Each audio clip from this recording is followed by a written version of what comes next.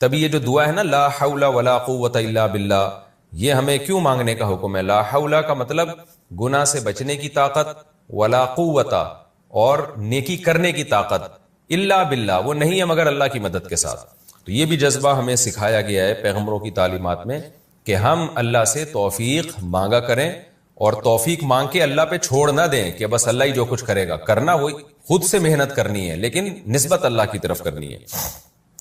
اور ایک اہم بات یہ پتہ چلتی ہے کہ یوسف علیہ الصلوۃ والسلام پر کتنا دباؤ تھا، کتنا دباؤ، کہ زنا نہ کرنے کی صورت میں بدنامی کا خطرہ، جیل جانے کا خطرہ، اس زمانے کے جیل بڑے خطرناک تھے، اور کرنے کی صورت میں خواہش بھی پوری ہوگی، اور جو ایک انسان کی نیچر ہے، جو مرد کی ایک نیچر ہے، اور عزت بھی ملے گی، یعنی زنا کرانے والی تمام محرکات موجود تھے اور زنا سے روکنے والے ایک محرک بھی موجود نہیں تھا۔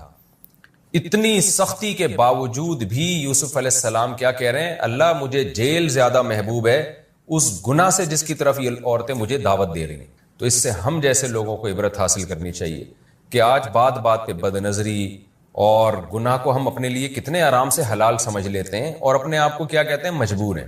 کتنے لوگ سودی بینکوں میں مینیجر بنے ہوئے ہیں، لاکھوں روپے ان کی تنخواہیں ہیں، ان سے جب کہا جاتا ہے کہ یہ حرام ہے تو کیا کہتے ہیں؟ بھائی یہ مجبور ہیں، اس غربت اور مہنگائی میں ہمارا گزارا نہیں ہوتا۔ کتنے لوگ ہیں جو بد نظری کرتے ہیں، ان کو جب سمجھایا جائے بھئی یہ حرام ہے، اللہ نے نظر جھکانے کا حکم دیا، وہ کہتے ہیں یار ہم مجبور ہیں، ہم سے برداشت ہی نہیں ہوتا۔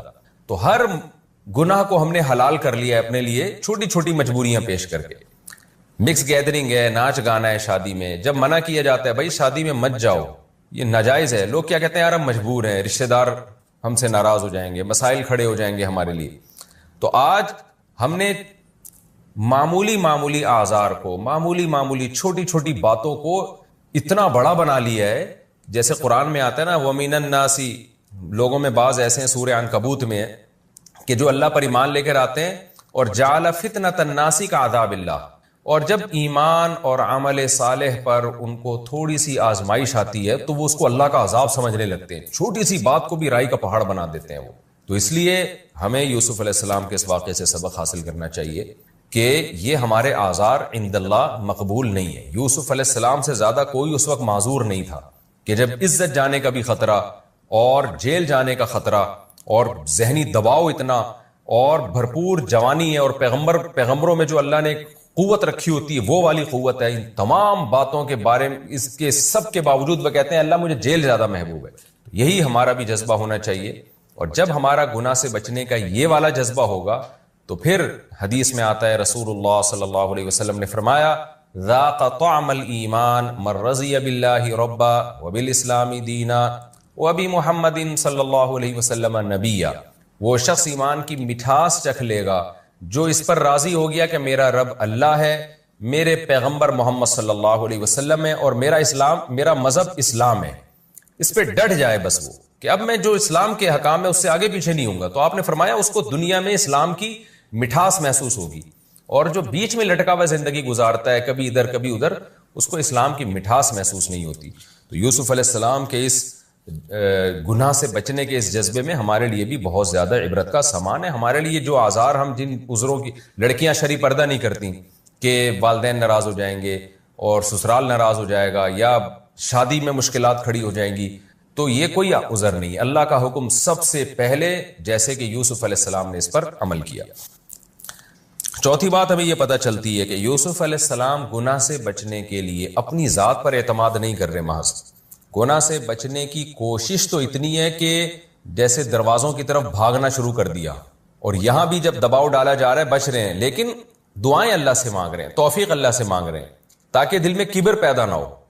اور کیا کہہ رہے ہیں کہ اے اللہ جیل مجھے زیادہ محبوب ہے اس گناہ سے جس کی طرف مجھے دعوت دے رہی ہیں، وَإِلَّا تَصْرِفْ عَنِّي كَيْدَهُنَّ، اگر تو ان کی تدبیر کو مجھ سے دور نہیں کر دے گا تو میں ان کی طرف مائل ہو جاؤں گا۔ تو یوسف علیہ السلام اپنے بارے میں گویا عاجزی کا اظہار کر رہے ہیں کہ گویا میرے لیے مجھ میں تو گناہ سے بچنے کی طاقت نہیں ہے، حالانکہ پوری کوشش کر رہے ہیں بچنے کی، لیکن اعتراف کیا کر رہے ہیں؟ مجھ میں طاقت نہیں ہے، اللہ تو مجھے توفیق دے گا تو میں بچ سکتا ہوں، ورنہ میں نہیں بچ سکتا۔ آج کیا ہو رہا ہے؟ آج نہ تو اللہ سے دعا مانگتے ہیں اور اپنے بارے میں یہ فرض کر کے بیٹھے ہوئے ہیں کہ میں تو بہت پاورفل ہوں، اور پھر گناہ سے بچنے کے اسباب بھی اختیار نہیں کر رہے ہوتے. تو یہ شریعت کا مزاج ہے کہ آپ گناہ سے بچنے کے لیے اپنی پوری طاقت استعمال کر لیں, اور جو فرائض واجبات ہیں اس کو پورا کرنے کے لیے پورے کانفیڈنس کے ساتھ پوری طاقت استعمال کریں, تمام اسباب اختیار کریں, لیکن نظر آپ اللہ پہ رکھیں. اللہ میرے بس میں جو تھا میں نے کیا, لیکن اگر تیری توفیق شامل حال نہیں ہوگی تو میں تو نالائق ہوں, میں تو کمزور ہوں. تبھی یہ جو دعا ہے نا, لا حول ولا قوت الا باللہ, یہ ہمیں کیوں مانگنے کا حکم ہے؟ لا حول کا مطلب گناہ سے بچنے کی طاقت, ولا قوت اور نیکی کرنے کی طاقت, الا باللہ وہ نہیں ہے مگر اللہ کی مدد کے ساتھ. تو یہ بھی جذبہ ہمیں سکھایا گیا ہے پیغمبروں کی تعلیمات میں کہ ہم اللہ سے توفیق مانگا کریں, اور توفیق مانگ کے اللہ پہ چھوڑ نہ دیں کہ بس اللہ ہی جو کچھ کرے گا. کرنا وہی خود سے محنت کرنی ہے, لیکن نسبت اللہ کی طرف کرنی ہے. اور ایک اور نقطے کی بات یہ پتہ چلی کہ ثم بدا لهم من بعد ما رأوا الآیات لیسجننه حتی حین. یوسف علیہ السلام گناہ سے بچے تو اس کے نتیجے میں جیل ملی ان کو. تو بعض دفعہ دنیا میں ایسا ہی ہوتا ہے کہ آپ شریعت پر عمل کرنا شروع کرتے ہو تو بجائے کامیابیوں کے ناکامیاں آنا شروع ہو جاتی ہیں. ایسے موقع پہ لوگوں کی چیخیں نکلتی ہیں کہ لو بھائی ہم تو اسلام پر آئے تھے, دین پر آئے تھے, بجائے اس کے کہ پریشانیاں ختم ہوتی, پریشانیاں تو اور بڑھنا شروع ہو گئیں. تو ایسے موقع پہ ہمیں یہ سوچنا چاہیے کہ بھائی یہ پریشانی ایسے ہے جیسے یوسف کو جیل ملی تھی. تو یوسف علیہ السلام کو جیل جو ملی ہے تو اس میں اللہ نے آپ کو وہاں صبر کی بھی توفیق دی, اور وہ جیل پیش خیمہ بنی بہت بڑی ترقی کا. تو دین پر عمل کے نتیجے میں جب آزمائشیں آتی ہیں تو اللہ صبر کی بھی توفیق دیتا ہے اگر آپ صبر کرنا چاہو, اور پھر وہ آزمائشیں بہت بڑی ترقی کا ذریعہ بنتی ہیں. اگر ایسا ہونا شروع ہو جائے نا کہ ادھر دین پر عمل کیا ادھر پیسے آنا شروع ہو جائیں, عزت اور شہرت ملنا شروع ہو جائے, پھر تو ہر آدمی چلنا شروع کر دے. تو بعض دفعہ ایسے ہوتا ہے دین پر آنے کے نتیجے میں وقتی طور پر آزمائشیں آتی ہیں. تو ایسے موقع پہ یہ کہنا کہ یہ دیکھو اللہ تعالیٰ سے شکایتیں شروع کر دینا, یہ نیک لوگوں کا کام نہیں ہوتا. اور دوسری بات یہ بھی ہمیشہ ایسا نہیں ہوتا.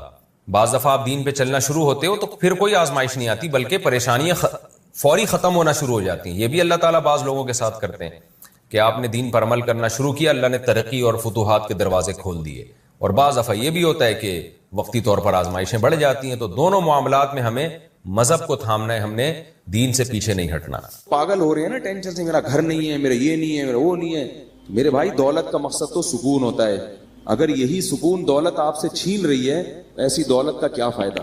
سکون سب سے بڑی نعمت ہے, اللہ کی تقدیر. یہ جو نفسیاتی ڈاکٹر ڈپریشن کا علاج کرتے ہیں نا, خدا کی قسم ان کے پاس ڈپریشن کا علاج نہیں ہے. ڈپریشن کا اور اسٹریس کا علاج صرف اور صرف قرآن کے پاس ہے, صرف اور صرف. تبھی میں نے نفسیاتی ڈاکٹر بھی خوش نہیں دیکھے, وہ بھی پاگل ہوتے ہیں.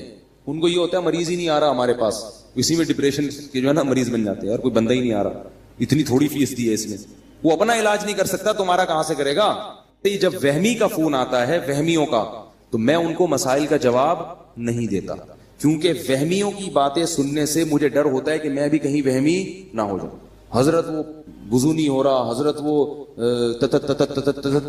طلاق کا لفظ تو نہیں نکل گیا میرے دماغ میں, اور میں سوچتا رہتا ہوں. تو مجھے یہ ہوتا ہے کہ میرے بھی دماغ میں بھی یہ بات نہ بیٹھ جائے. میں کہتا ہوں بھائی جلدی سے بھاگ جائے یار, یہاں سے بند کر یار, کسی ڈاکٹر کو دکھا جا کے. بیمار کرو ڈاکٹروں کرو نا, ہم جو نارمل لوگ ہیں ہمارے ہنسی خوشی زندگی گزارنے, ہمیں کیوں پریشان کر رہے ہو بھائی؟ تو کہاں سے کہاں بات چلی جاتی ہے. کیا بات کر رہا تھا میں, کیا بات کر رہا تھا؟ ہاں میں یہ بتا رہا تھا کہ دیکھو ڈپریشن کا جو اصل علاج ہے نا وہ ہے تقدیر پر رضا. سب سے بہترین علاج یہ ہے کہ اللہ کا جو معاملہ میرے ساتھ ہے میں اس پر راضی ہوں. وہ مجھے اگر غریب رکھنا چاہتا ہے میں غربت میں خوش ہوں, وہ اگر مجھے 1000 گز کا بنگلہ دینا چاہتا ہے تو میں اس میں خوش ہوں. حضرت حسن رضی اللہ تعالیٰ عنہ بہت زیادہ دولت مند تھے, اور حضرت حسن کے جو نانا تھے محمد صلی اللہ علیہ وسلم وہ بہت زیادہ مسکین تھے.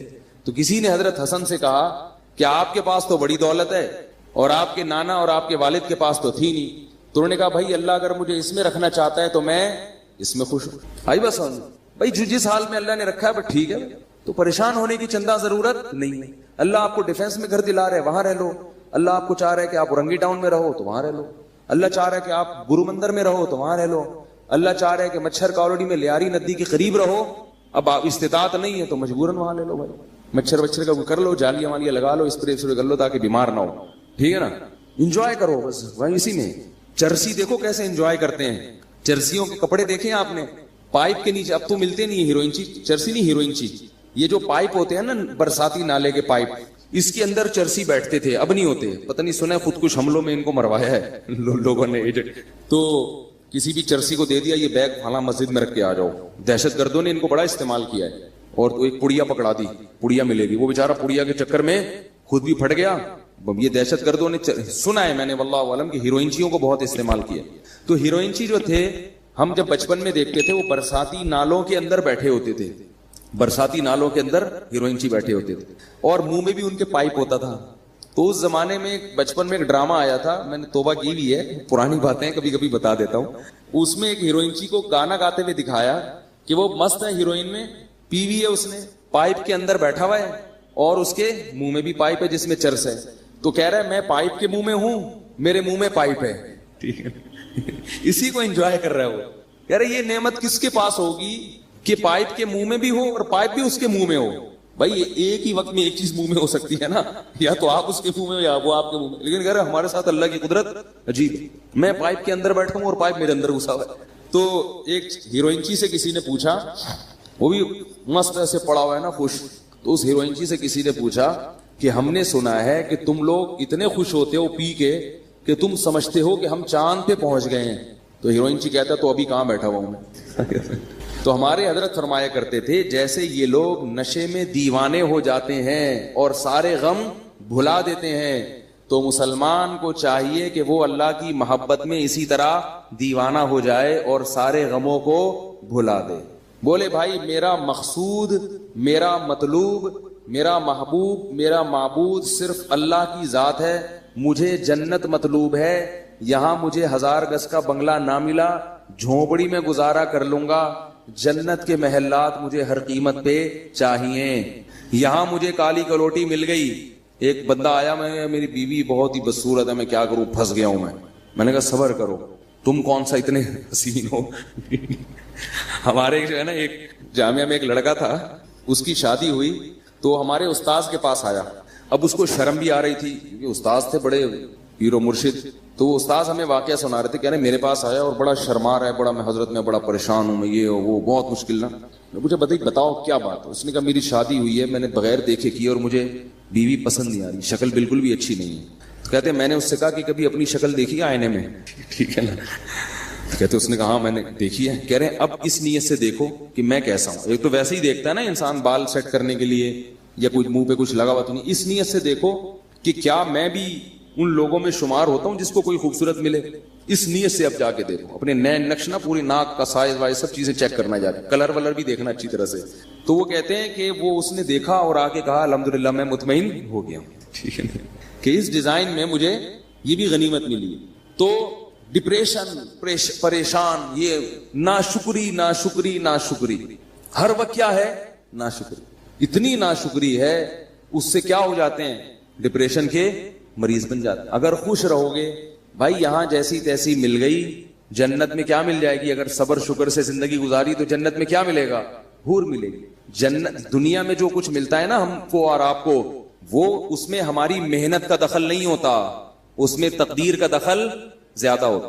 कैसे कैसे बदसूरत लोग हैं, बहुत खूबसूरत औरतें मिल जाती हैं, कैसी कैसी बदसूरत औरतें हैं, बहुत खूबसूरत शौहर मिल जाते हैं, बाअखलाक लोगों को बदअखलाक बीवी मिल जाती है, बदअखलाक को बाअखलाक। तो ऐसे सारा सेटअप चल रहा है। और जन्नत क्या है, वो तो अल्लाह ने नेक लोगों के लिए बनाई है, वो तो उनको तो अल्लाह ने स्पेशल हुस्न दिया है जन्नत की हूरों को। फरमाया मक़सूरातुन फिल ख़ियाम, खैमों में बंद कर दिया, तुम्हारे लिए बनाया गया उनको। तो गुजारा चलाओ भाई, गुजारा चलाओ, समझ रहे हो, ज्यादा परेशान होने की जरूरत नहीं है। वैसे भी बुढ़ापे में सब चीजें खत्म, बुढ़ी हो जाएगी फिर देखना उसको, कौन हसीन बुढ़े में बुढ़ापे में ना खुद हसीन रहोगे ना वो हसीन रहेगी, सब हिसाब। तो थोड़े दिन की बात है, तो सबर कर लो, क्या ख्याल है भाई। या फिर वो काम करो जो मैं बोलता रहता हूं, गुनाह की तरफ मत जाओ, गुनाह की तरफ मत जाओ, इसकी ठुकाई लगेगी। गुनाह की तरफ जाओगे तो क्या होगा, हिसाब किताब देना पड़ेगा उसको। तो अल्लाह ताला ने मुसलमान को टेंशन फ्री बनाया है। मुसलमान को गम होता है तो सिर्फ कौन सा गम कि यार जन्नत में पहुंचना है मैंने, अल्लाह राजी हो जाए। फिर इस हाल में अल्लाह अगर आपको पैसा भी दे दे, आप कोशिश करें, हाथ पे हाथ रख के बैठ जाना, ये दीन हमें नहीं सिखाता। दुनिया में कामयाब होने की भी कोशिश करें, कोशिश में कामयाबी हो जाए तो भी ठीक है, कामयाबी नहीं हो تو بھی ٹھیک ہے، بس خوش رہے انسان اس میں. تو اب وہ قوم، اب یہ گھروں کا میں اس لیے کہتا ہوں کہ نبی صلی اللہ علیہ وسلم نے فرمایا بدترین چیز جس پہ انسان کا پیسہ خرچ ہو وہ تعمیر ہے. صحیح حدیث ہے بالکل. آپ کے پاس اگر بہت سارا پیسہ ہے نا تو سب سے پہلے کیا کریں آپ؟ اچھی خوراک کا انتظام کریں. پیٹ میں اچھی چیز اترنی چاہیے. جیم جیلی اور یہ ساری چیزیں چھوڑ دیں, شہد کھایا کریں. ڈالڈا گھر سے نکال دیں. جب اللہ نے آپ کو مالی وسعت دے دی, زیتون اور دیسی گھی لا کے ڈبے رکھ دیں گھر میں. بیگم جو پکے گا گھی میں پکے گا, 10 انگلیاں گھی میں اور سر کڑھائی میں, ٹھیک ہے نا؟ اب گھی پکے گا ہمارے. بادام کھائیں. ہمارے حضرت کو اللہ نے غربت میں رکھا تو حضرت کے پاس پیسے ہی نہیں ہوتے تھے کچھ کھانے کے, تو وہ 60 سال حضرت نے غربت میں خوشی میں گزارے.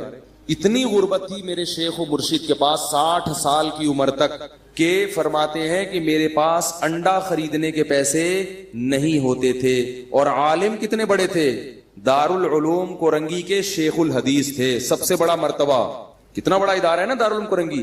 حضرت مفتی محمد شفیع صاحب رحمہ اللہ کے نائب سمجھے جاتے تھے. اور لیکن لوگوں کو پتہ نہیں چلتا تھا آپ کی غربت کا, کیونکہ رہتے اتنے استغنا کے ساتھ تھے نا کہ لوگ ان سے قرضے مانگنے آتے تھے. یہ نہیں کہ غربت میں اپنے پھٹے پرانے کپڑے پہن کے ایسا صورت بنا لی کہ لوگ مولوی صاحب پہ ترس کھا کے پیسے دینا شروع کر دیں. نا نا نا, بڑا استغنا. اور فرماتے ہیں کہ میرا گھر بھی ذرا دور تھا کچی آبادی میں, کیونکہ پیسے تھے ہی نہیں کہ پکی آبادی میں گھر لے لیں. تو فرماتے میں پتہ کیا سوچتا تھا کہ میں چونکہ بادشاہ ہوں اور بادشاہ ذرا ہٹ کے رہتا ہے, بادشاہ تھوڑا سا, تو کہہ رہے ہیں ہمارا اسٹائل تھوڑا سا کیا ہے, ہٹ کے. خوش رہتے تھے. کہتے ہیں ایک دن کیا ہوا کہ ایک مہمان ہمارے گھر آیا, دال کھلائی ہم نے.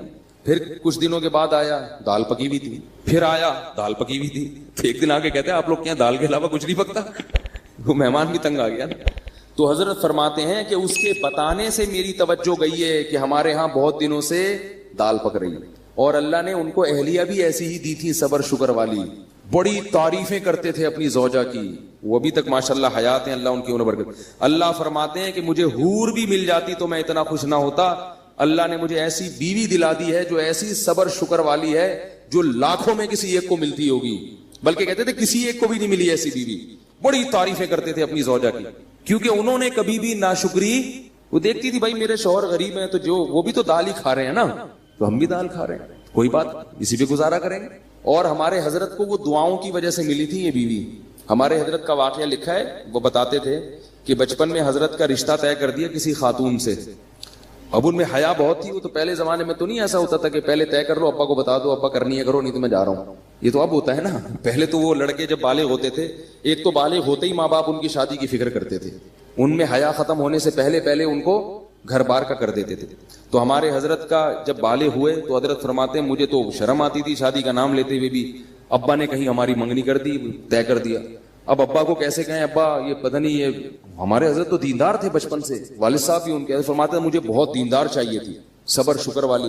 کہتے ہیں کہ میں نکل گیا کھیتوں میں جا کے چپکے سے سجدے میں گر کے میں نے اللہ سے دعا مانگی. رویا اللہ کے سامنے, اے اللہ اگر تیرے علم میں یہ میرے لیے بہتر نہیں ہے تو یہ رشتہ کسی طرح سے توڑوا دے. زبان کے چونکہ پکے تھے تو خود نہیں توڑنا, زبان دے چکے ہیں, یہی کسی طرح جان چھڑوا دے یہاں سے, اور ایسی جگہ کروا دے جو میرے لیے بہتر ہو. تو اللہ کی قدرت یہ ہوئی کہ لڑکی والوں نے خود ہی انکار کر دیا کوئی عذر بنا کے. تو پھر حضرت کی یہاں شادی ہوئی, جہاں جن کو ہم پیرانی صاحبہ کہا کرتے تھے. تو حضرت بڑی تعریفیں کیا کرتے تھے, اور اتنی ان میں حیا تھی کہ وہ حضرت ان کا فرماتے تھے کہ علماء دعوتیں کرتے تھے تو اس میں لوگ اپنی اپنی اہلیہ کو لے کے جاتے تھے. مفتی محمد شفیع صاحب نے کہا کہ آپ بھی اپنی اہلیہ کو لے کر آئے. میں نے کہا ٹھیک ہے. میری اہلیہ نے کہا میں گھر کی 4 دیواری سے باہر نہیں جاؤں گی. بس جائز ہے جانا, یہ نہیں کہہ رہا کہ نبی صلی اللہ علیہ وسلم بھی اپنی زوجہ کو لے کے گئے دعوت پہ, لیکن ان کا مزاج ایسا تھا میں گھر میں مجھے نہیں جانا. تو فرماتے ہیں مفتی شفیع صاحب بڑے خوش ہوئے. کہتے جب ہمارے گھر میں ٹیلی فون لگا, حضرت کے گھر میں پردہ ایسا تھا, مزدور 4 مہینے کام کر کے گئے ہیں. ایک مزدور نے کہا یار یہاں کیا جنات رہتے ہیں؟ کیوں بھائی؟ کہہ رہے میں نے 3 4 مہینے اس گھر میں کام کیا, کسی عورت کی آواز میرے کان میں آج تک نہیں پڑی. وہ ذاتی طور پر یہ چیزیں آدمی ڈنڈے کے زور سے تھوڑی بیوی سے یہ سب کچھ کروا سکتا ہے, تو اپنے اندر تقویٰ ہو. اتنا ان میں تھا کہ ان کی آواز کبھی مردوں کے کان میں کی اہلیہ کی نہیں پڑتی. تو حضرت فرماتے میں نے جب ٹیلی فون لا کے رکھا گھر میں, ضرورت تھی فون لگوایا, تو میں نے یہ کیا کہ بھائی دیکھو جس عورت میں یہ تقوی نہیں ہے نا تو اس کو برا مت سمجھو. جہاں شریعت نے گنجائش دی ہے وہاں گنجائش دی ہے. عورت مرد سے ضرورت کی بات بھی کر سکتی ہے, ضرورت کے وقت گھر سے باہر بھی نکل سکتی ہے. یہ تو اوپر لیول کا ہے نا, وہ یہ تو اپنے زبردستی نہیں کر سکتے اس چیز میں آپ. عورت اگر خود اپنی مرضی سے ایسا کرنا چاہے تو ٹھیک ہے, وہ زیادہ اچھی بات ہے, لیکن آپ زبردستی نہیں کر سکتے ان چیزوں کو. تو فون میں کیا ہوا, حضرت نے فون لا کے رکھا, فرمایا کہ اب جب فون آئے آپ جب اٹھائیں تو جب ان نون پرسن ہونا تو بات نہ کریں اس سے. اور پتہ کیسے چلے گا کہ اپنی بہو بیٹی کا فون ہے تو فون پہ تھوڑا سا ہاتھ مار دیں, اگر آگے سے عورت کی آواز آئی ہے تو بات کر لیں, یا اپنے کسی بیٹے کی آواز آئی تو بات کر لیں, ورنہ بات نہ کریں. ہم اگر گھر میں کہہ دیں کہ بھائی جب فون اٹھاؤ تو بولو نہیں, تو میرا خیال ہے اگلے دن بیان نہیں ہوگا. بولیں گے پتہ نہیں کس فنڈامنٹلسٹ سے, بنیاد پرستوں سے کہاں پھنس گئے ہیں, طالبان سے شادی ہو گئی ہے. ٹھیک ہے نا, لیکن ہم بھی ایسے ہی, ہم کون سا اتنے پرہیزگار ہیں. تو اتنا ہی تقویٰ ہونا جتنا, یعنی بھائی جتنے خود ہو اتنے ہی دوسرے پہ کو مکلف بناؤ نا. حضرت تو خود بھی بڑے پرہیزگار تھے نا. تو حضرت فرماتے ہیں میں نے کہا اپنی اہلیہ سے کہ یوں کرنا, تو انہوں نے کہا میں نے فون کے قریب ہی نہیں جانا, میں نے فون اٹھانا ہی نہیں ہے, مجھے اس سے ویسے ہی کیا ہے الرجی. یہ مردوں کا کام ہے فون سننا. فون جس نے بیٹے بیٹی کا فون آئے گا تو آپ سن لو, مجھے بتا دیا کرو تو میں بات کر لوں گی, ورنہ میں اس طرف نہیں جاتا. تو بڑی اللہ نے صبر شکر والی زندگی دی تھی ان کو. تو حضرت فرماتے ہیں اسی غربت کے ایام میں ایک انڈے والا آیا, ٹھیک ہے نا, انڈے بیچ رہا تھا, تو وہ ابلے ہوئے انڈے نا, تو وہ کہتے ہیں ہمارے گھر آیا, بولے مولوی صاحب کتنے انڈے لیا کرو گے آپ مجھ سے, بھئی آپ کے گھر کے اتنے افراد ہیں, میاں بیوی ہیں, بچے بھی ہیں. تو اس کا خیال تھا کہ 4-6 انڈے تو لے لیا کریں گے. حضرت فرماتے ہیں میں نے کہا نہیں, ہمارے یہاں پہلے سے کوئی انتظام ہے, ایسا کر دیا. حالانکہ فرماتے ہیں کہ اصل بات یہ تھی میرے پاس انڈا خریدنے کے پیسے بولو بھائی نہیں تھے, لیکن اس کے سامنے اپنی غربت نہیں بتانی, میرے پاس تو پیسے ہی نہیں ہیں. وہ کہ چلو زکات والے انڈے پھر میں آپ کو دے دیا کروں گا. بات یہ ہے کہ غربت بھی ہو مگر ایسا اس پہ استغنا, اور چہرے پہ ایسی بشاشت اور ایسا استغنا ظاہر کرنا ہے کہ ہم سے بڑا سیٹ دنیا میں کوئی ہے ہی نہیں. اور فرماتے ہیں کہ یہ صرف زبان سے نہیں کہتا تھا, دل میں بھی سمجھتا تھا, دل میں بھی سمجھتا تھا کہ اللہ نے مجھے بہت دیا ہے. صرف اوپر اوپر سے نہیں کہ لوگوں کو بیوقوف بنانے کے لیے, دل میں بھی یہی تھا بہت دیا ہے بھائی. فرماتے تھے کہ میں 2 وقت کی روٹی کھا رہا ہوں بھائی, اور کیا چاہیے, خالی روٹی بھی کافی ہے, تو اللہ نے مجھے دال بھی دی ہے. اس پہ سوچ سوچ کے خوش ہوتے تھے کہ دال بھی دی اللہ نے مجھے, واہ واہ سبحان اللہ, اتنا خوش ہوتے تھے اس پہ, دال بھی ہے.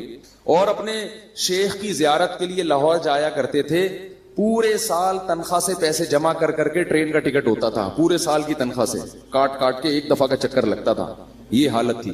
اور پھر کیا ہوا ہے کہ پودوں کا بڑا تھے, بڑے مزاج ان کے, غربت تھی مگر مزاج شاہانہ تھا, گرینری کا بڑا شوق تھا, پھول لگانے کا, پودے لگانے کا, خوشبوؤں کے استعمال کا. تو پودے لگانے کے لیے نا ان کے پاس وہ نہیں تھا, شاور نہیں ہوتا وہ پانی دینے کے لیے, اس میں پتہ نہیں کیا ٹیکنیکل چیز کر کے ایک شاور بنایا تھا حضرت نے, تھا بڑی صفائی ستھرائی. تو کیا ہوا کہ حضرت کی اہلیہ بیمار ہو گئی. اب میں اہلیہ کا بتاؤں کیسا توکل تھا. اہلیہ بیمار ہو گئی, ڈاکٹر کے پاس گئے تو ڈاکٹر نے کہا کہ ان کے جسم میں وٹامنس کی کمی ہے, پھل فروٹ کھانے کو, پھل فروٹ تو ملتے ہی نہیں تھے حضرت کو, غربت میں کہاں پھل کھا سکتے ہیں. تو بتایا کہ ان کو آپ پھل فروٹ کھلائیں. کیا کھلائیں؟ یہ میں صرف اپنے شیخ کے واقعات نہیں سنا رہا, مقصد یہ ہے کہ ایسی زندگی گزرے گی تو صحت بھی ملے گی, بغیر سیب کے آئرن آئے گا آپ کے جسم میں. اور ٹینشن والی زندگی گزارو گے نا, سیب کے جوس بھر بھر کے پی لو, پھر بھی آئرن کی کمی ختم نہیں ہوگی آپ. پھر فرماتے میں لے گیا ڈاکٹر کے پاس, ڈاکٹر نے کہا ان کو سیب کھلائیں, آم کھلائیں, یہ کھلائیں, وہ کھلائیں. پیسے ہی نہیں تھے سیب کھلانے کا. تو حضرت فرماتے ہیں میں نے سوچا کہ ڈاکٹر کو اللہ نے جو علم دیا ہے نا وہ اس حساب سے صحیح بات کر رہا ہے, لیکن اگر میری بیوی کو سیب کی ضرورت ہوتی تو اللہ مجھے سیب کے پیسے دیتے, جب نہیں ہے تو اس کا مطلب اللہ ویسے ہی آئرن کی کمی انشاءاللہ پوری کر دے گا, اور اللہ ان کو ویسے ہی ٹھیک کر دے گا. بیوی بھی کیونکہ توکل والی, پھر وہی مثال اپنی ہے اور آپ کی مثالیں آتی ہیں ذہن میں. ہم ہوتے کتنے تانے سننے کو ملتے ہیں بھائی, اب کہیں سے لے کر آؤ, سیب لاؤ, چوری کا ہو کہیں سے وہ لے کر آؤ. میں تو کہہ رہی تھی کھانے کو نہیں ہے, دال کھائیں گے تو یہ تو یہی ہوگا نا, روٹی کھا کھا کے, تو آئرن کہاں سے پیدا ہوگا. ڈاکٹر سارے کہتے ہیں سیب کھانا ضروری ہے, اور یہ کھانا ضروری ہے, اور وٹامن کی گولیاں کھانا, جائیدادیں کھانا بھی ضروری ہے. کیا کیا کھا گئے ہیں مگر پھر بھی کمی پوری نہیں ہو رہی, پھر بھی بیمار ہیں. وقت سے پہلے بال سفید ہو رہے ہیں, 20-20, 25-25 سال کے لڑکوں کے بال سفید ہو رہے ہیں, گر رہے ہیں. عجیب حالت ہے یار, 30 سال کا بندہ 50 سال کا لگ رہا ہے آج دیکھیں. سب کچھ کھا کے بھی یہ حال ہے, توکل نہیں ہے, اللہ پہ اعتماد نہیں ہے. تو حضرت فرماتے ہم آ گئے, ہم نے کہا بھائی ہمارے پاس تو نہیں ہے, بس اس اللہ ویسے ہی پوری کر دے گا. اللہ نے کر دی. وہ ماشاءاللہ اب تک زندہ ہیں, 90 سال تو میرا خیال ہے ان کی عمر ان کی اہلیہ کی ہو گئی, جن میں وٹامن کی کمی تھی, ٹھیک ہے نا. 90 سال سے زیادہ ان کی عمر ہو گئی ہے ماشاءاللہ, اور ہوش و حواس میں اللہ ان کی عمر میں اور زیادہ برکت دے. حضرت کا انتقال ہو گیا, وہ پھر بھی زندہ ہے. تو پھر اللہ نے 60 سال کی عمر کے بعد حضرت کو کیا دیا؟ حضرت کی زمینیں تھیں وہ بکی ہیں اور کچھ وراثت ملی, بہت اللہ نے پیسہ دیا.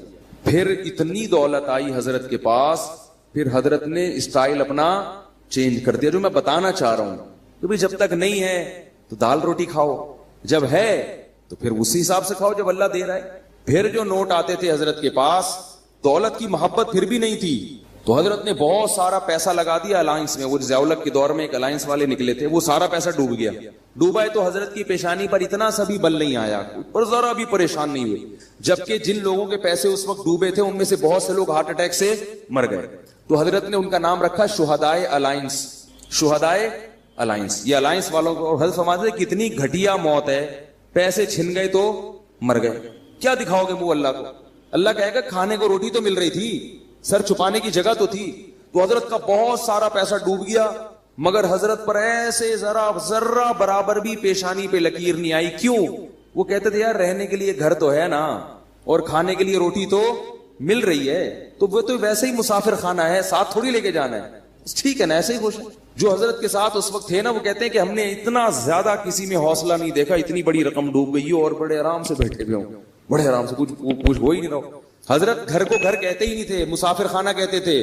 جب سعودی عرب سے آئے ہیں عمرہ کر کے تو وہ گھر پہنچ گئے اپنے, تو جو میزبان تھے نا سعودیہ میں, انہوں نے حضرت کو فون کیا کہ آپ گھر پہنچ گئے ہیں. انہوں نے کہا میں مسافر خانے میں بیٹھا ہوں ناظم آباد کے. پھر 2 دن بعد فون کیا, حضرت گھر پہنچ گئے. انہوں نے کہا ابھی بھی ناظم آباد کے مسافر خانے میں. اس نے کہا آپ مسافر خانے میں کیا کر رہے ہیں, گھر کیوں نہیں جا رہے؟ انہوں نے کہا بھائی یہ مسافر خانہ ہی ہے, گھر ور نہیں ہوتا مسلمان کا. اور واقعی اب دیکھو نا, حضرت کا جنازہ اٹھ گیا نا, قبر میں چلے گئے, ثابت ہو گیا نا کہ واقعی وہ کیا تھا, مسافر خانہ تھا, ثابت ہو گیا.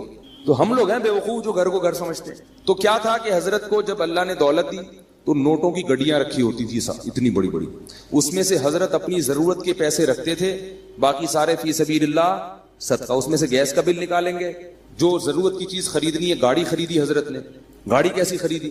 اب دیکھو پیسہ آتا ہے تو لوگ اپنے اوپر خرچ نہیں کرتے, یہ بھی کنجوسی ہے. وہ بحریہ ٹاؤن میں پلاٹ لے لو, بس پلاٹ لے لو, بس پلاٹ لے لو. ابے بھائی خرچ کرو اللہ کے بندو.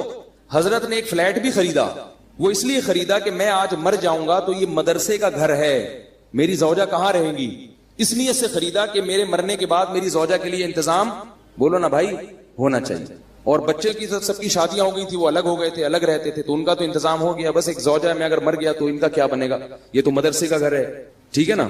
تو یہ مدرسہ یہاں رہتا ہے نہیں رہتا, تو بھائی ان کے لیے فلیٹ خرید لی. وہ بھی جب اللہ نے بس وہ فلیٹ گئے نہیں, اس میں گئے نہیں. اس کے علاوہ باقی پیسوں کا کیا کرنا ہے, اب کیا پلاٹ خریدنا, کیا گھر خریدنا, گاڑی خریدو. سب سے پہلے خوراک, حضرت نے سب سے پہلے پیسہ کہاں خرچ کیا؟ خوراک. بھائی خوراک, اب پہلے تو اللہ چلا رہا تھا بغیر خوراک کے, پیسے نہیں تھے. اب اللہ کہے گا اب ہے تو اب تو سیب کھاؤ نا, آئرن کی کمی, ورنہ آئرن کی کمی ہوگی. دولت مند آدمی اگر سیب نہیں کھاتا اس میں آئرن کی کمی ہوتی ہے. غریب آدمی کچھ بھی نہ کھائے پھر بھی فٹ رہتا ہے, کیونکہ اللہ نے اس کو دیا ہی نہیں کچھ, تو اللہ کہتے ہیں اسی میں پوری کر دوں گا میں. شیر کو آئرن کی کمی کے لیے سیب کھانا پڑتا ہے بھائی. شیر میں وٹامن سی کی کمی کہاں سے پوری ہوتی ہے؟ وہ صرف گوشت کھاتا ہے, اور اسی گوشت میں وٹامن اے بھی ہے, ڈی بھی ہے, سی بھی ہے, سب کچھ ہے اس میں. تو اللہ ہر چیز سے ہر چیز پوری کر سکتے ہیں. ہم خالی گوشت کھانا شروع کر دیں تو مر جائیں گے تھوڑے دنوں میں. تو اب کیا تھا کہ حضرت نے سب سے پہلے کس پہ توجہ دی؟ خوراک. خوراک ایسی خاندانی, ہٹو بچوں, بادام صبح اور 1 گلاس خالص دودھ, بہترین خاندانی قسم کا سیب چھلا ہوا. چھلکے فرماتے تھے, ڈاکٹر نے ایک دفعہ حضرت کو کہا کہ چھلکوں میں طاقت زیادہ ہوتی ہے. حضرت فرمایا پھر چھلکے آپ کھایا کریں. ٹھیک ہے, مزاح بہت تھا ہمارے حضرت کی, خوش ہوتا ہے نا انسان تو مزاح بھی ہوتا ہے طبیعت میں. فرمایا پھر یہ آپ کھائیں گے وٹامن, ٹھیک ہے نا. تو اس لیے کہ چھلکے ہضم نہیں ہوتے نا, وہ وٹامن کا کیا کرنا ہے جو ہضم ہی نہ ہو. ڈاکٹر بھی تو بعض پھیکو ہوتے ہیں, بس بول دیتے ہیں, یہ نہیں دیکھتے کہ اس کا کیا نقصان بھی ہوگا, کیا فائدہ ہوگا. چھلکوں میں طاقت زیادہ ہے. اللہ کے بندے, چھلکے اللہ نے جانوروں کے لیے بنائے, ان کو بھی تو کچھ کھانے دو. تو ساری چیزیں خود کھا جاؤ گے تو بکری کیا کھائے گی, ٹھیک ہے نا. تو اب جو ہے وہ چھلکے حضرت نے فرمایا کہ آپ کھائیں. وہ چھلا ہوا سیب کھایا کرتے تھے, میٹھا. جب سیب کا موسم ختم ہو جاتا تھا, اچھے سیب ملنا بند, تو سیب کا ناغا نہیں. حضرت کی مطالعہ بہت تھا نا, حکمت پر, ایلوپیتھک سائنس پر بھی مطالعہ تھا, اور ہومیوپیتھک پر بھی, اور حکیموں کی کتابیں بھی پڑھی ہوئی تھی حضرت نے. تو خوراک کی بڑی ریسرچ تھی. وہ فرماتے تھے کہ نہار منہ میٹھا سیب جس نے کھا لیا تو اللہ اس کو ڈاکٹروں سے ہمیشہ کے لیے محفوظ رکھے گا. اور واقعی حضرت کو اللہ نے ڈاکٹروں سے بچایا تھا. تو جب موسم ختم ہوتا تو پھر پوری دنیا میں تحقیق ہوتی کہاں کا سیب سب سے اچھا ہے, تو پھر ٹورنٹو سے حضرت کے لیے سیب کی پیٹیاں آیا کرتی تھی. سیب کا ناغہ نہیں ہونا چاہیے. بادام